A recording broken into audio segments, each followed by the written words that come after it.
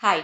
एक बहुत बड़ी मिथ है कि सेव और इन्वेस्ट सिर्फ वो लोग कर सकते हैं जिनके पास बहुत ज़्यादा डिस्पोजेबल इनकम है। वो लोग जिनकी सैलरी कम है या जिनका बजट लिमिटेड है, वो लोग सेव और इन्वेस्ट नहीं कर सकते। ऐसा आपने बहुत लोगों को बोलते सुना होगा, मगर ये बात बिल्कुल गलत है। आज हम आपको बताएंगे 5 ऐसे प्रिंसिपल्स जिनको यूज़ करके आप लिमिटेड बजट में भी काफ़ी अच्छा इन्वेस्ट कर सकते हैं और लॉन्ग टर्म में अच्छी वेल्थ क्रिएट कर सकते हैं। किसी भी सक्सेसफुल इन्वेस्टर के लिए सेविंग की आदत बहुत ज़रूरी है।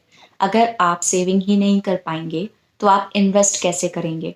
तो आपको हर महीने सेविंग्स को प्रायोरिटाइज करना होगा। आइडियली आपको अपनी इनकम का 20% हर महीने सेव करना चाहिए है। इसलिए जिस दिन आपकी सैलरी आए, आप उस दिन इस पैसे को अलग कर दीजिए। ज़रूरी नहीं है कि आप हर महीने अपनी सेविंग का एक बड़ा पोर्शन इन्वेस्ट करें। आप अपने इमरजेंसी फंड और अचानक आने वाली नीड्स के लिए भी पैसा सेव कर सकते हैं। बट ज़रूरी है कि आप ये डिसिप्लिन बनाएं, हर महीने कुछ ना कुछ इन्वेस्ट करने की आदत डालें। अपनी सेविंग्स को आप कैश के रूप में सेविंग्स बैंक में रखने के बजाय लिक्विड फंड्स में इन्वेस्ट कर सकते हैं। लिक्विड फंड्स एक तरीके के डेट फंड होते हैं जो कि शॉर्ट टर्म डेट में इन्वेस्ट करते हैं। लिक्विड फंड से आप कभी भी पैसा निकाल सकते हैं और 24 आवर्स में यूनिट्स को रिडीम कर सकते हैं। Generally liquid funds savings bank account से बेटर रिटर्न्स देते हैं। रीजन ये है कि ये म्यूचुअल फंड्स के रिस्क भी कैरी करते हैं।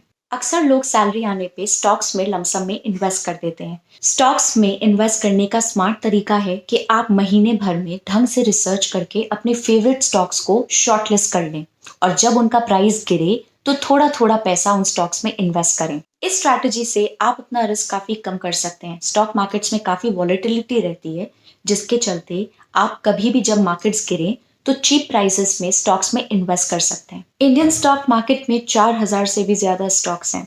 अक्सर लोग किसी एडवाइजर के कहने पे या किसी फैमिली मेंबर, किसी फ्रेंड के एडवाइस करने पे किसी स्टॉक में पैसा लगा देते हैं बिना उस कंपनी को या उसके सेक्टर को जाने बिना। इससे बेहतर है कि आप ऐसे स्टॉक्स में इन्वेस्ट करें जिनकी कंपनीज, उनके सेक्टर्स, उनके बिजनेस को आप समझते हैं या जानते हैं और आप कॉन्फिडेंट हैं कि अगले 5 से 10 साल में ये अच्छी ग्रोथ दिखाएंगे। एज एन इन्वेस्टर आपके लिए मुमकिन नहीं है कि आप हर कंपनी और हर सेक्टर को एनालाइज कर सकें, तो आप कुछ ही कंपनीज और सेक्टर्स पे फोकस के साथ रिसर्च करें और उनमें इन्वेस्ट करें। रिसर्च करने के बाद अगर आपको कुछ अच्छे स्टॉक्स मिलते हैं तो आप उनमें इन्वेस्ट करें और लॉन्ग टर्म के लिए इन्वेस्टेड रहें।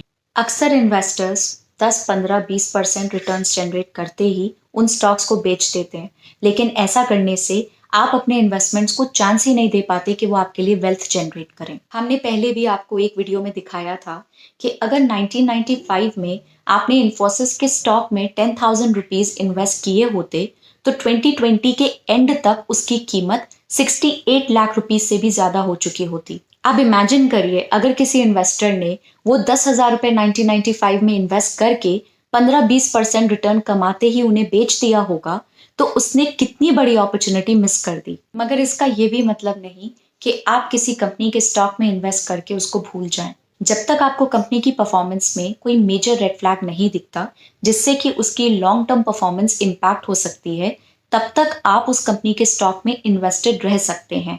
पर जब आपको लगे कि कंपनी के बिजनेस में या सेक्टर की ग्रोथ में कुछ फंडामेंटल चेंजेस आ गए हैं, तब आप उस कंपनी या उस सेक्टर से एग्जिट कर सकते हैं। तो देखा आपने कि कैसे एक इन्वेस्टर लिमिटेड बजट में भी शेयर मार्केट में इन्वेस्ट करके वेल्थ जनरेट कर सकता है। लेकिन ये आसान भी नहीं है। इसके लिए आपको रिसर्च के साथ काफी पेशेंस और डिसिप्लिन भी चाहिए है।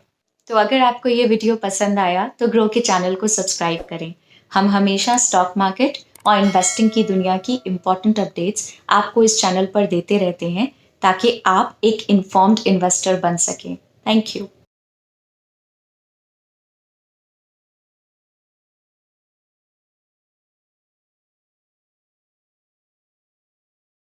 Investment in securities market are subject to market risks. Read all the related documents carefully before investing. Please read the risk disclosure documents carefully before investing in equity shares, derivatives, mutual fund, and or other instruments traded on the stock exchanges.